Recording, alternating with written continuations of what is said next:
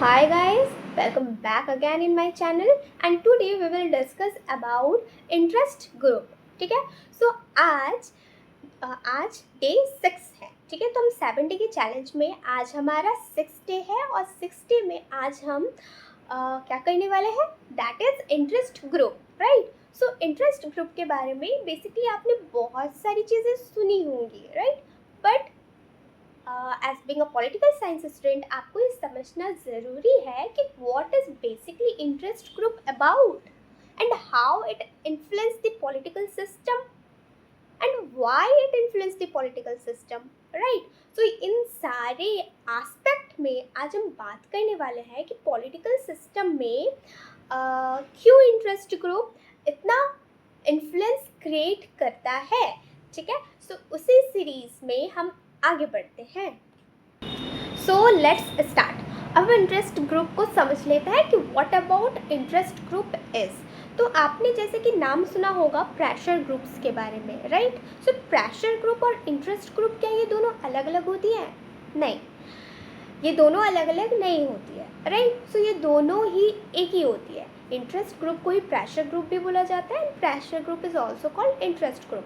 सो ये ग्रुप्स होती क्या है बेसिकली, ये जस्ट फॉर्म होती है एक पार्टिकुलर इंटरेस्ट को लेकर. राइट. एंड सरकार के पास, गवर्नमेंट के पास एक एक्सटर्नल प्रेशर एम्फसाइज करने का बेसिकली इंटरेस्ट ग्रुप काम करती है. ठीक है. अब जब मैं बात कह रही हूँ कि पार्टिकुलर इंटरेस्ट ग्रुप होता है, दैट मीन्स व्हाट, क्या आप और मैं भी इंटरेस्ट ग्रुप हो सकते हैं? आप और मैं इंटरेस्ट ग्रुप नहीं हो सकते हैं, इंटरेस्ट ग्रुप का पार्ट हो सकते हैं. Right. So basically interest group को थोड़ा ब्रॉड वे में हमें समझना चाहिए. ठीक है. सो जैसे कि हमारे देश में कुछ टाइम पहले हमने ये न्यूज़ अपने टेलीविज़न्स पर, सोशल मीडिया में सुना ही था कि देश में जब फार्मर्स बिल इंट्रोड्यूस करा गया तो बहुत सारा प्रोटेस्ट भी हमें देखने को मिला था. तो दैट जो प्रोटेस्ट हुआ था हैपनिंग इन आवर कंट्री, सो उसमें बहुत सारे फार्मर्स ग्रुप्स ने उस प्रोटेस्ट को जस्ट करने में अपना रोल प्ले करा था. राइट. क्यों? क्योंकि इस प्रोटेस्ट में, जैसे कि हम फार्मर प्रोटेस्ट की बात करें, तो बहुत से फार्मर्स जो उस रूल में, उस सरकार के द्वारा लाए गए रूल से यदि वो खुश नहीं है और कुछ इम्प्लीमेंट चाहते हैं, सो वो प्रेशर एग्जर्ट करने का काम करेंगे सरकार पर. सो this is called interest group. Right. अब इंटरेस्ट ग्रुप क्या सिर्फ फार्मर्स के लिए ही बनता है? सो नहीं, ऐसा नहीं है. बहुत अलग अलग पर्पस के लिए इंटरेस्ट ग्रुप बनते हैं. जैसे कि हम देखते हैं बहुत सारे डिमांड्स. राइट. जैसे कुछ फीमेल्स की डिमांड होती है. राइट. कुछ जैसे बदलते हुए देश या फिर कल्चर, या फिर not in the sense of culture, in the globalisation era, कि हम क्या देख रहे हैं, हम देख रहे हैं कि बहुत ही रैपिडली ग्लोबलाइजेशन हो रहा है एंड इस ग्लोबलाइजेशन के एज अ कॉन्सिक्वेंसेज क्लाइमेट पर इसका रॉन्ग इफेक्ट पड़ रहा है. तो क्लाइमेट के रिगार्डिंग बहुत सारे लोगों का ग्रुप ये डिमांड करने लगे कि हमें कुछ हार्मफुल गैसेस जैसे कि मिथेन हो गया, CFCS हो गया, इन सब पर कंट्रोल रखना है या बैंड करना है. या फिर आप ले लो कि अभी बहुत ज़्यादा सोलर लाइट जो है इसे बहुत ही प्रोमोशन मिल रही है. राइट. लोग सपोर्ट में आ रहे हैं. जैसे हम अपने सिटी की बात करें, डेट इज़ ग्रीडी. सो यहाँ पर क्या है कि गवर्नमेंट ने भी ऐसा जस्ट प्रोमोट करा हुआ है कि सोलर पैनल्स को बहुत ज़्यादा से ज़्यादा प्रोमोट करा जाएगा एंड सिटी को ही सोलर सिटी बना दिया गया है. राइट.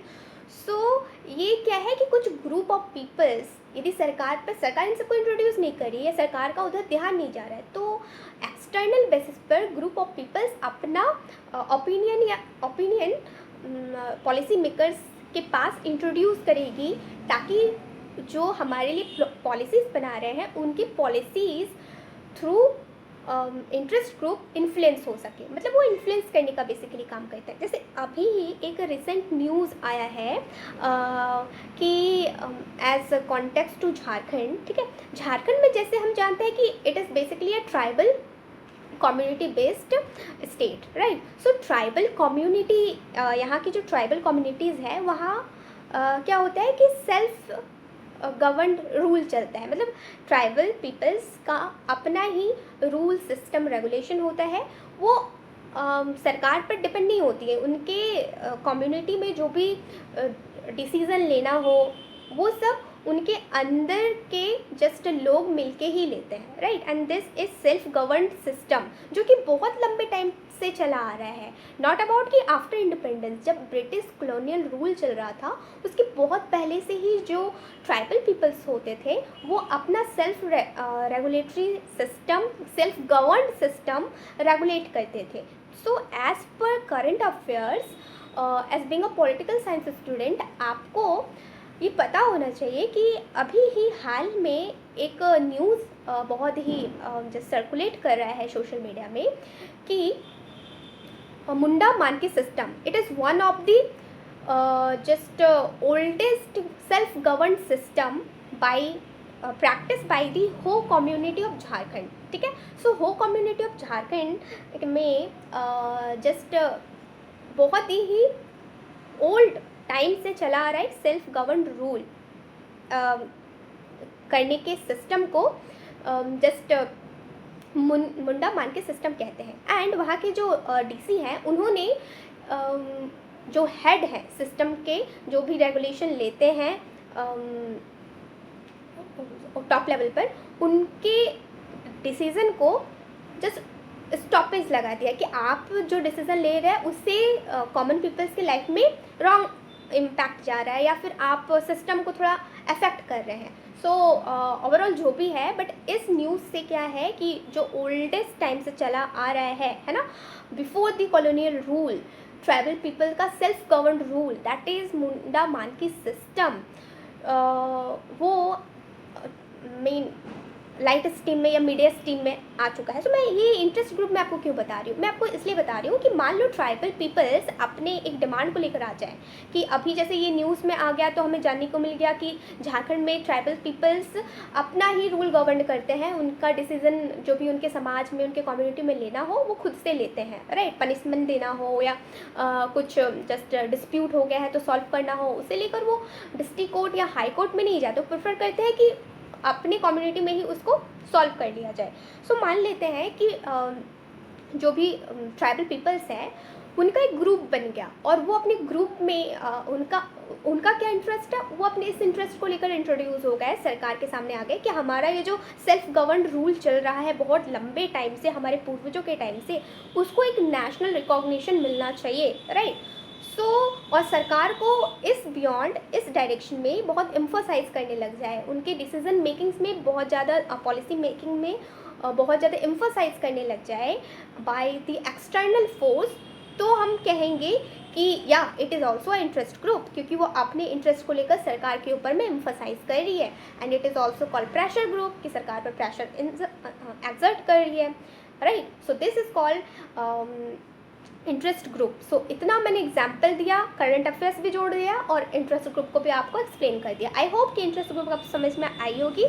नाउ अब इंटरेस्ट ग्रुप अलग अलग टाइप की होती है। एक इंटरेस्ट ग्रुप एक ही चीज़ की बात करेगी, जैसे फार्मर बिल्स की मैंने बात करी तो फार्मर ग्रुप सिर्फ फार्मर के इंटरेस्ट की बात करेगी, अब वो सीए के इंटरेस्ट में नहीं आएगी। जैसे कि सिटीजनशिप पर कोई एक्ट या बिल आया, सो उसके रिगार्डिंग टू अलग ग्रुप होगा। फार्मर ग्रुप अब इस रिगार्डिंग टू अपना ओपिनियन या इंटरेस्ट सरकार के पास मतलब नहीं ले जाएगी, राइट। सो अब हम बात कर लेते हैं कि इंटरेस्ट ग्रुप के फीचर्स क्या क्या होते हैं, right. So what are the features of interest group. So पहला तो होता है कि इंटरेस्ट ग्रुप जो होता है वो वॉलेंट्री मेंबरशिप पर बेस्ड होता है, मतलब it is voluntary in nature. मतलब यदि आपको इच्छा है कि आप फार्मर के प्रोटेस्ट में, फार्मर्स के ग्रुप में इन्वॉल्व होना चाहते हैं, आपको लगता है कि जैसे कि मैं एक बहुत ही बड़े लेवल पर जो एक मूवमेंट हुआ था 2011 में, that is against corruption, anti corruption, right, that is lead by the Anna Hazare in Delhi, Lalbagh. So उन्होंने बहुत सारे पीपल्स को कंबाइन करा, राइट। पीपल्स जुड़ते चले गए, नॉट कंबाइन करा, लोग जुड़ते चले गए, and it is a form of group, self interest group, right. तो सेल्फ इंटरेस्ट ग्रुप, उस ग्रुप का एम क्या था, एम फॉर दी कि करप्शन को हटाया जाए नेशनल लेवल से, या जितने भी लेवल पर करप्शन से इम्पैक्ट हो रहा है मतलब करप्शन को बेसिकली हटाने के लिए ग्रुप बनी थी, राइट। सो वो सेल्फ वॉलेंट्री नेचर की होती है, मतलब यदि आप जाकर उसका मेंबर बनना चाहते हो तो जा सकते हो, मैं भी चाहती हूँ तो मैं भी उसे ज्वाइन कर सकती हूँ। सो वॉलेंट्री नेचर होता है। देन दूसरा ये स्पेसिफिक ऑब्जेक्टिव को लेकर होता है। सब इंटरेस्ट ग्रुप जितने भी अलग अलग टाइप के, अभी मैं आपको बताऊँगी कौन कौन सी इंटरेस्ट ग्रुप होती है।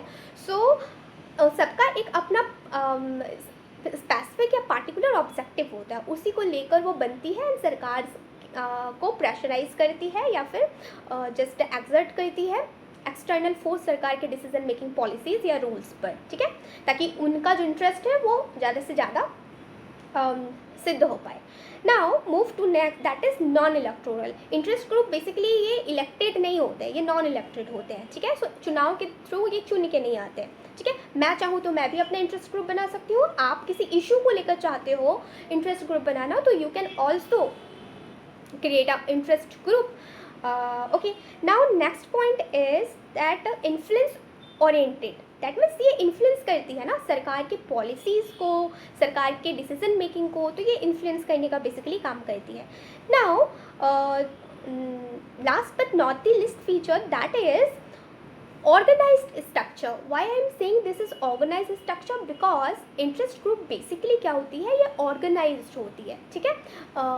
उसका कोई हेड होता है, हेड का हेड होता है, सब पार्ट्स में अलग अलग पीपल्स उसको लीड कर रहे होते हैं। सो एक ऑर्गेनाइज्ड वे में होता है और सरकार से जस्ट अपने इंटरेस्ट को फुलफिल करने के लिए सरकार को प्रेशराइज करते हैं। ओके, नाउ मूव टू, ये हमने फीचर्स देख लिया एंड अब हम मूव करेंगे टाइप्स ऑफ इंटरेस्ट ग्रुप पर, ठीक है। So types of interest group कौन कौन से हो सकते हैं, आप खुद सोचो। Basically types of interest group में public interest group, that is a very common one, right. So public interest group क्या होता है, जो पब्लिक के इंटरेस्ट की बात करते हैं। जैसे कि मैंने आपको एग्जांपल दिया ना, अन्ना हजारे एंटी करप्शन के लिए जो भी लाया था, that is public interest group, जो पब्लिक के इंटरेस्ट में हो। Okay, now move to next one is, second type है दैट इज़ एनोमिक ग्रुप। अब ये एनोमिक ग्रुप क्या होता है, anomic group basically spontaneous group, मतलब कि मान लो कि जैसे लेबर यूनियन के बारे में हम जानते हैं, ठीक है। अब ये लेबर यूनियन मतलब होता क्या है, बेसिकली लेबर मजदूरों का संघ। तो जैसे मजदूरों पर बहुत टाइम से शोषण हो रहा था by the industrial sectors, right, industrial honours के द्वारा। तो जो लेबर्स के अंदर में घुटन थी वो किसी एक दिन अचानक से फूट के बाहर निकल गई। अब जब अचानक से फूट के बाहर निकल गई, उन्होंने प्लान तो नहीं करा था ना कि आज इस तारीख को, इस दिन को हम रिवोल्ट करने वाले हैं, ऐसे तो कुछ सोचा नहीं था। Just like the revolt of 1857, है ना, वहाँ भी सोचा नहीं गया था, बट साइमल्टेनियसली बीच फूट गया एंड जैसे फूटा तो इंडियन इंडिपेंडेंस का स्ट्रगल एंड रिवोल्ट स्टार्ट हो गया। तो या मैं ये इंटरलिंक इसलिए कर रही हूँ क्योंकि आप जितनी भी पढ़ाई करते हो ना, उसको इंटरलिंक वे में जितना आप समझोगे उतना आप अपने लेवल्स ऑफ थिंकिंग को ब्रॉड कर पाओगे, राइट। सो आपको भी ये पर्सपेक्टिव लेकर आगे बढ़ना है कि हम इंटरकनेक्ट कर सके सब्जेक्ट को या इंटरडिसिप्लिनरी चीज़ों को, एक सब्जेक्ट को दूसरे सब्जेक्ट से कनेक्ट कर सके, जो भी हमने पढ़ा है उसको दूसरे के साथ लिंक कर सके, राइट। सो ये हमारे जो भी अप्रोच है या फिर हमारी राइटिंग्स है उसको और भी जस्ट सिग्निफिकेंट बनाता है, ठीक है। सो एनोमिक ग्रुप्स जो मैं बता रही थी, सो एनोमिक ग्रुप इज बेसिकली वही कि साइमल्टेनियसली कोई ग्रुप आकर जुड़ती है एंड आवाज़ उठाना स्टार्ट करती है। जस्ट एग्जाम्पल में हम लेबर स्ट्राइक या फिर लेबर यूनियन को समझ सकते हैं। Now move to next one, that is institutional groups. Institutional groups क्या होते हैं, ये फॉर्म्ड होते हैं विद इन अ इंस्टीट्यूशन या ऑर्गेनाइजेशन। जैसे कि यूनिवर्सिटीज़ में हम देख सकते हैं, चर्च के अंदर देख सकते हैं, मिलिट्री के अंदर देख सकते हैं। ये क्या होता है कि इंस्टीट्यूशन के अंदर बनने वाले जो भी फॉर्मल ग्रुप्स होते हैं, that is called institutional groups. अब इसमें कौन कौन से ग्रुप्स आएंगे, तो टीचर्स यूनियन आ जाएगा, स्टूडेंट यूनियन आ जाएगा, या फिर ब्यूरोक्रेटिक एसोसिएशन आ जाएगा, जो इंस्टीट्यूशन के अंदर ही जस्ट बनते हैं, राइट। और उनके अपने डिमांड्स होते हैं और वो सरकार से फिर as outer group, external group pressure exert करते हैं सरकार की पॉलिसीज़ में, ताकि उनके इंटरेस्ट सिद्ध हो पाए, right. Now move to next one is that is associational groups. अब ये एसोसिएशनल ग्रुप्स क्या होती है, ये हाईली ऑर्गेनाइज्ड होती है। एसोसिएशनल एंड नॉन एसोसिएशनल दो ग्रुप्स हैं। एसोसिएशनल होती है जो हाईली ऑर्गेनाइज्ड होती है, एंड नॉन एसोसिएशनल ग्रुप्स क्या होती है, ये ग्रुप्स लेस ऑर्गेनाइज्ड होती है, लेस इनफॉर्मल होती है। सो एसोसिएटिव ग्रुप्स फॉर्मल भी होती है, ऑर्गेनाइज्ड भी होती है, and non associational group unformal होती है, informal not informal and less organized होती है।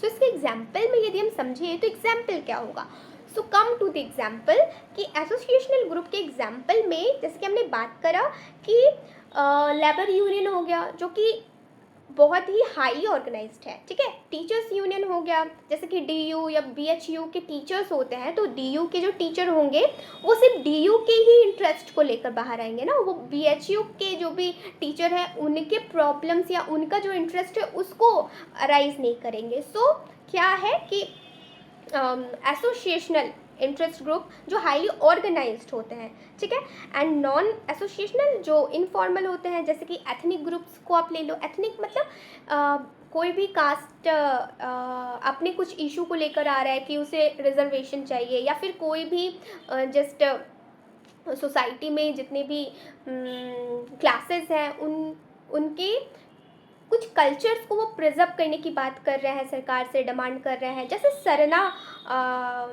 बिल आया हुआ था, राइट। और झारखंड के कॉन्टेक्स्ट में यदि हम समझे तो ट्राइबल कम्युनिटी में सरना धर्म को जस्ट रिकॉग्निशन देने की बात करी गई थी। तो this is called ethnic groups, right, जो कि या ये भी एसोसिएशनल ग्रुप के ही पार्ट में आएगा कि बेसिकली ये ऑर्गेनाइज्ड ही होता है, बट ऑल्दो कि अनऑर्गेनाइज्ड या फिर कल्चरल इशू या कल्चरल ग्रुप्स की यदि हम बात करें तो वो नॉन एसोसिएशनल में आती हैं बेसिकली, राइट, क्योंकि यहाँ पर हाईली इंस्टीट्यूशनलिज्म या फिर हाईली फॉर्मलिज्म की बात नहीं हुई है ना। समझ में आ रही है differences? Okay, now move to next one is that is economic interest group. अब ये इकोनॉमिक इंटरेस्ट ग्रुप क्या होता है? इकोनॉमिक रिलेटेड टू कि जो भी बिजनेस एसोसिएशन बिजनेस के इशू को लेकर बाहर आते हैं, राइट। कॉर्पोरेट्स में जो भी इश्यूज हो रही हैं उनका कुछ अपना इंटरेस्ट है, या जो प्रोफेशनल ग्रुप्स होते हैं उनके कुछ अपने इश्यूज हैं, तो that is called economic issues. इसमें trade union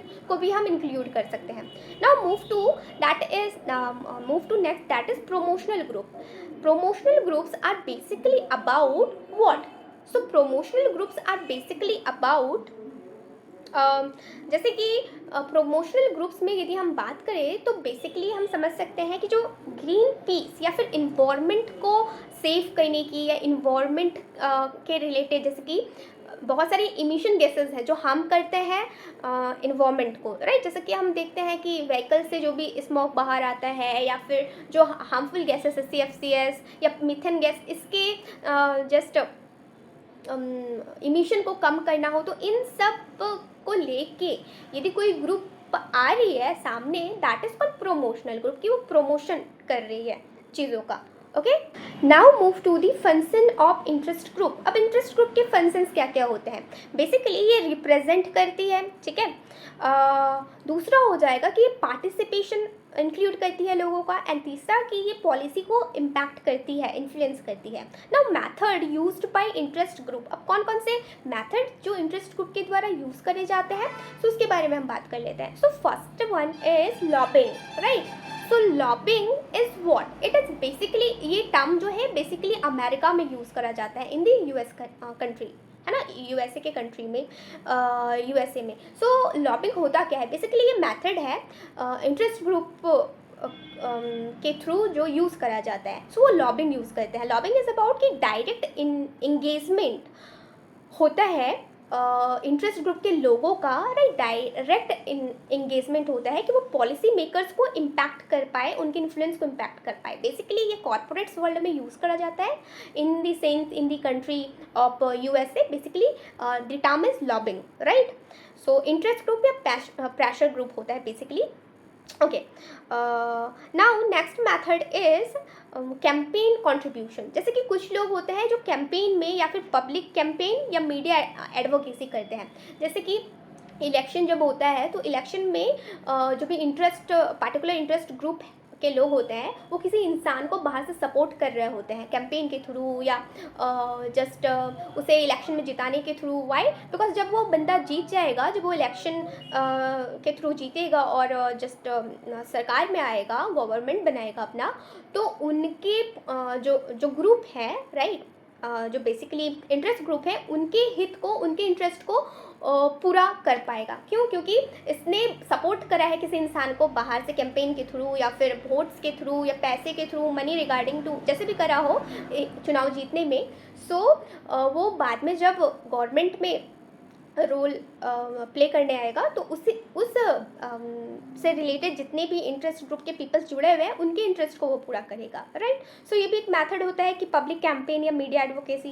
then last one is litigation. Litigation मतलब जस्ट कानूनी हिसाब से कुछ ऐसे भी ग्रुप्स होते हैं जो लीगल टर्म्स में जस्ट इन्फ्लुएंस कर रहे होते हैं सरकार के पॉलिसीज़ को। Now move to the thinkers, right. अब हम यहाँ पर दो थिंकर्स बेसिकली जानने वाले हैं जिन्होंने अपने अकॉर्डिंग टू इंटरेस्ट ग्रुप को कैसे किन टाइप्स में डिवाइड करा है। सो आमंड एंड वर्मा, आपको नाम याद होगा। आमंड वर्मा हमने सिविक कल्चर में पढ़ा था, राइट। सिविक कल्चर कि उन्होंने अपना एक कल्चर दिया है अलग ही, that is called civic culture. It is a work given by him in the year 1963, right. So civic culture में वो किस तरह से मिक्स कल्चर की बात करते हैं, right. So almond Verma, Gabriel Almond and Sidney Verma, ये इंटरेस्ट ग्रुप के कुछ टाइप्स देते हैं। मैंने ये बताया कि उनके बारे में हम अभी क्या पढ़ चुके हैं, और अब हम क्या जानने वाले हैं कि उन्होंने इंटरेस्ट ग्रुप के भी कुछ टाइप्स दिए हैं। बेसिकली उन्होंने 4 टाइप्स दिया है। जो भी हम अभी तक हमने पढ़ा ना, उन्हीं को वो कुछ टाइप्स में बात देंगे। पहला वो बात करते हैं एसोसिएशनल ग्रुप्स, मैं बता चुकी हूँ एसोसिएशनल कि फॉर्मल ग्रुप्स होते हैं, राइट। दूसरा बात करते हैं नॉन एसोसिएशनल, जो इनफॉर्मल होता है। तीसरा इंस्टीट्यूशनल ग्रुप्स। इंस्टीट्यूशन में मैं बता चुकी हूँ कि जैसे इंस्टीट्यूशन में टीचर्स का इंस्टीट्यूशन होगा, स्टूडेंट का इंस्टीट्यूशन हो सकता है। एंड एनॉर्मिक ग्रुप, ठीक है। एनॉर्मिक मतलब जो साइमल्टेनियसली बन गया। सो स्पॉन्टेनियसली कोई भी ग्रुप, जस्ट लोगों का ग्रुप इकट्ठा हुआ और किसी इशू पर जस्ट वो सामने आ गया। सो ये सारे हम अभी पढ़ चुके हैं। उन्हीं को जस्ट ये टाइप दे देते हैं अपने कि Almond, Gabriel Almond and Sidney Verba के अकॉर्डिंग टू टोटल 4 टाइप के इंटरेस्ट ग्रुप होते हैं, that is associational, non associational, institutional and anomic groups. Okay, now move to next thinker, that is Theodore J. Lobby. So according to Theodore J. Lobby, ये basically ये thinker जो है वो public policy में आएंगे। तो जब हम पब्लिक पॉलिसी के सीरीज़ या कॉन्सेप्ट को समझेंगे तब हम इनके बारे में और भी बहुत कुछ समझेंगे कि पब्लिक पॉलिसी में ये क्या क्या देते हैं अपनी थ्योरीज, ठीक है। सो बेसिकली अभी हम जान लेते हैं कि थियोडोर लॉबी, उनके अकॉर्डिंग टू ये इंटरेस्ट ग्रुप को कैटेगराइज करते हैं बेसिकली 3 पार्ट्स में। अभी हमने almond, Gabriel Almond and Sidney Verba के अकॉर्डिंग टू 4 देखा। अब थियोडोर लॉबी जो है वो 3 टाइप से डिवाइड करते हैं। पहला है डिस्ट्रीब्यूटिव ग्रुप, दूसरा है रेगुलेटरी ग्रुप एंड तीसरा है रीडिस्ट्रीब्यूटिव ग्रुप। सो डिस्ट्रीब्यूटिव मतलब डिस्ट्रीब्यूट करना, जैसे कि सब्सिडी डिस्ट्रीब्यूट करा जाता है, राइट, गवर्नमेंट के थ्रू। सो वैसे ग्रुप्स को डिस्ट्रीब्यूटिव ग्रुप कहते हैं। ये रीडिस्ट्रीब्यूटिव, रेगुलेटरी ग्रुप्स मतलब भाई रेगुलेटरी मतलब कि जैसे इन्वायरमेंट के रिगार्डिंग कोई जस्ट प्रमोशन करना कि सोलर लाइट्स को प्रमोट करा जाना चाहिए, ग्रीन हाउस के इफेक्ट को कम करने के लिए कुछ मेजर्स अपनाने चाहिए। सो रेगुलेशन का काम करते हैं ऐसे ग्रुप्स, ठीक है। तो this groups are called regulatory groups. Human rights से रिलेटेड, ह्यूमन ट्रैफिकिंग ना हो या फिर एक्सप्लॉयटेशन ना हो, सो इन सब से रिलेटेड जो रेगुलेशन लगाने का काम करते हैं उन ग्रुप्स को रेगुलेटरी ग्रुप्स कहा जाता है। This is basically classified by Theodore Lowi, right.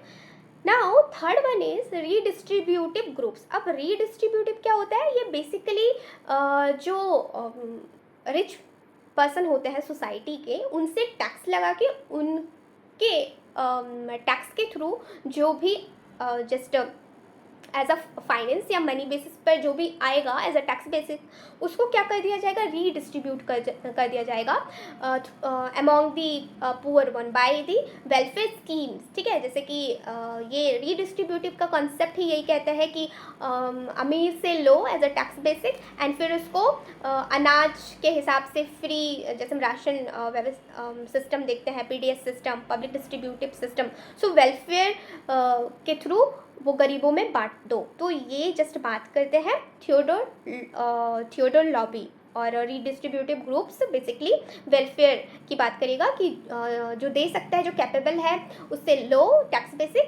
Basis पर एंड फिर उसको डिस्ट्रीब्यूट कर दो as per the poor classes में जो कि अफोर्ड नहीं कर सकते हैं, या ये एक जस्ट ड्यूटी बनता है सरकार का, because we are living in a mixed economy. So हमको लिबरल के साथ साथ वेलफेयर्स पर भी ध्यान देना है, राइट। सो आई थिंक कि आपको मेरे साथ इस जर्नी में मज़ा आ रहा होगा, क्योंकि हम हर एक दिन कुछ ना कुछ न्यू सीखते चले जा रहे हैं। बेसिकली अभी जो हम सीरीज़ कवर कर रहे हैं that is all about comparative politics, ठीक है।